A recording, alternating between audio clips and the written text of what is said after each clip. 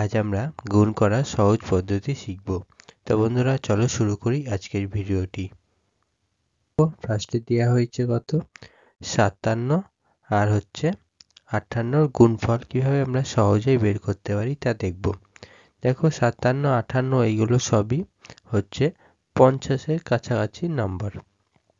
তো আমরা দেখো এবার 50-কে কিভাবে লিখতে পারি, যে 100-র ঘাতে যদি লিখতে চাই তাহলে 100-কে 2 দিয়ে ভাগ করলে 50 হয়। একে 100-র ঘাতে লিখলাম, তাহলে 100-তে যেহেতু দুটো শূন্য থাকে তাই এখানে আমরা 2 ঘর লিখব।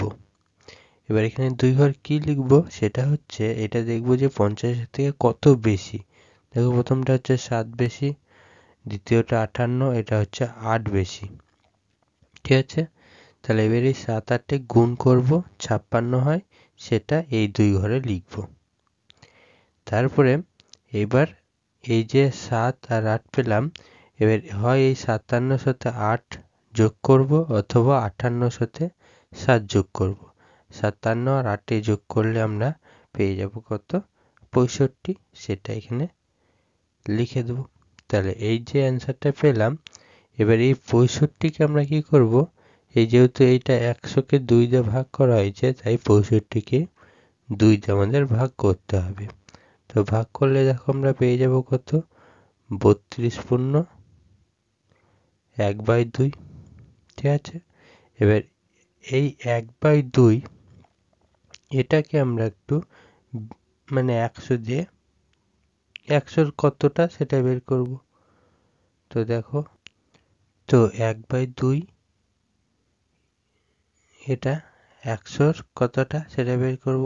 দেখো এখানে কত হচ্ছে, যদি এটা কাটাকাটি করা হয় তাহলে আমরা পাবো 50।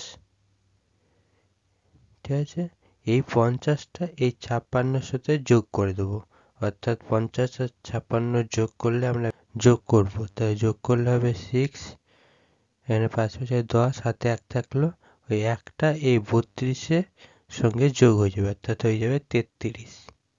তাহলে এটাই হয়ে যাবে এর অ্যান্সার। ঠিক আছে, যে যদি পূর্ণ থাকে তাহলে ওইটা 100-র গুণ করবে, যে যত হবে ওইটাকে পরেরটার সাথে যোগ করে দেবে। যোগ করার পর এখানে আমরা দেখো 106 পেলাম, সেই একটা এই 32-এর সাথে যোগ হয়ে গেল। ঠিক আছে, এভাবে কিন্তু এগুলো করতে হবে। তারপরে দেখো এবার একটা সহজ, এখানে 48 আর 48-এর গুণফল বের করতে দিয়েছে। তারপরে দেখো এখানে 48 48-এর গুণফল, তাহলে এটাও দেখো 50-এর কাছাকাছি নাম্বার, এবং এটা 50-কে আমরা 100/2 100-র ঘাতে লিখলাম, তাহলে এখানে 2 ঘর লিখবো। এখানে দেখো এগুলো 50 থেকে কম, তাহলে কত কম, এটা 2 কম, এটাও 2 কম। তো এবার 2 দিয়ে গুণ করলে দেখো 4 হবে, তাহলে 0 4 লিখলাম। এবার 48 থেকে 2 বিয়োগ যে কোনো একটা করতে হবে, এটা অথবা এটা, তাহলে বিয়োগ করলে আমরা 46 পাবো। 46-কে 2 দিয়ে ভাগ করব, দেখো এখানে 23 পাচ্ছি, তাহলে 23 04, এটাই হয়ে যাবে এর অ্যান্সার। তারপরে দেখো এবার 22 আর 21 এর গুণফল আছে। তো এইগুলো দেখো 20-র কাছাকাছি সংখ্যা।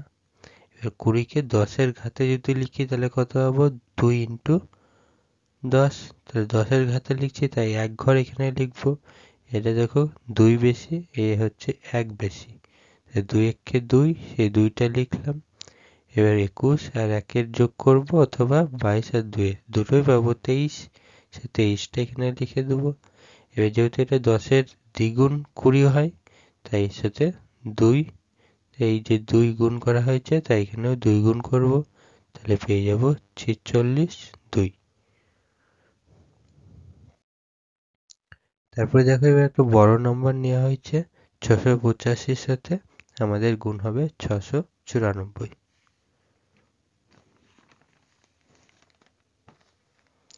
তো দেখো এইগুলো হচ্ছে 700-র কাছাকাছি একটা সংখ্যা। তো 700-কে দেখো আমরা লিখতে পারি 7 ইন্টু 100। তো এটা কত দেখো কম 700-র থেকে, তাহলে এটা 700-র থেকে যদি আমরা দেখি 15 কম।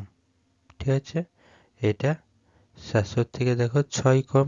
এবার এখানে যেহেতু 100-র ঘাতে লিখেছি তাই এখানে 2 ঘর লিখবো, তাহলে 6 15 এদের গুণ করব, তাহলে 90 সেটা লিখবো। তারপরে এবার কি করব, এই দুটোর বিয়োগ করব। তাহলে বিয়োগ করলে আমরা পেয়ে যাব কত, 679। এবার যেহেতু এখানে 7 গুণ হয়েছে, তাই এখানেও 7 গুণ করব। 7 গুণ করলে আমরা দেখো পেয়ে যাব 47, 53, আর এখানে 90 আছে। তাহলে এটাই হয়ে যাবে এর অ্যান্সার। তারপরে দেখো এবার 242 আর 244 এর গুণফল দিয়েছে। তো এগুলো আমরা দেখতেই পাচ্ছি যে 250-এর কাছাকাছি নম্বর। দেখো 250-কে এবার হাজারের ঘাতে লিখবো। তাহলে 1000 বাই আমরা 4 লিখতে পারি, ঠিক আছে। তা হাজারের ঘাতে লিখলে এখানে 3 ঘর লিখবো। 250 থেকে এগুলো কত কম, 8 কম, 40 হচ্ছে 6 কম, তাহলে 8 6 48, তাহলে 0 48 লিখবো। তারপরে এবার 42 থেকে 6 বিয়োগ করব। 6 বিয়োগ করলে আমরা পেয়ে যাব 236। যেহেতু 4 দিয়ে ভাগ হচ্ছে, তাই কি 4 দিয়ে ভাগ করব। 4 দিয়ে ভাগ করলে আমরা পেয়ে যাব 59। আর এখানে 048 আছে, এটা বসিয়ে দিলাম। তাহলে এটাই হয়ে যাবে এটা। এবার দেখো একটা ছোট একটা বড় সংখ্যা আছে। তো এটা দেখতে পাচ্ছি 500-র কাছাকাছি একটা নাম্বার। তো আমরা কি করব, 500-কে আমরা কি লিখতে পারি, 100-র ঘাতে 5 ইন্টু 100 লিখতে পারি। তো এটা দেখো 500 থেকে 2 কম, আর এই হচ্ছে 471 কম। তাই 100-র ঘাতে লিখেছি, তাই 2 ঘর লিখবো। তো এই দুটোর গুণ করলে দেখো আমরা কত পাবো, 942 পাবো। তো আমরা এখানে কি করব, 2 ঘর যেহেতু আছে তাই 9-কে ক্যারি করব, অর্থাৎ হাতে রেখে দেবো। তারপর এবার এই দুটোর আমরা বিয়োগ করব। 29 থেকে 2 বিয়োগ করলে 27 পাবো। এবার যেহেতু এখানে দেখো 5 গুণ হয়েছে, তাই এই 27-কে 5 দিয়ে গুণ করব। 27-কে 5 দিয়ে গুণ করলে দেখো আমরা পেয়ে যাব কত, 135, ঠিক আছে। তার সাথে 9 যোগ করব, তাহলে আমরা পেয়ে যাব 144। আর আমাদের এই 42 ছিল এখানে, 144-এর পর 42 লিখে দিলাম। তাহলে এটাই হয়ে যাবে এর অ্যান্সার। এবার দেখো আমাদের সেই বড় অঙ্কটি চলে এসেছে, অর্থাৎ যেটা আমাদের থাম্বনেলে দেয়া ছিল। দেখো তাহলে এখানে আমাদের কত, এর কাছাকাছি একটা সংখ্যা দেখো, এই 1 লাখের কাছাকাছি, ঠিক আছে। তো এটা কত কম, দেখো এটা কম হচ্ছে 10,755 কম, ঠিক আছে। 1 লাখের থেকে এ কত কম, এ হচ্ছে 2 কম। এবার যেহেতু এটা 1 লাখ, তাই এখানে 5 ঘর লিখবো, 1 2 3 4 5। তো এদের দুজনের যদি আমরা গুণ করি, তাহলে আমরা পেয়ে যাব কত, 21,510, ঠিক আছে।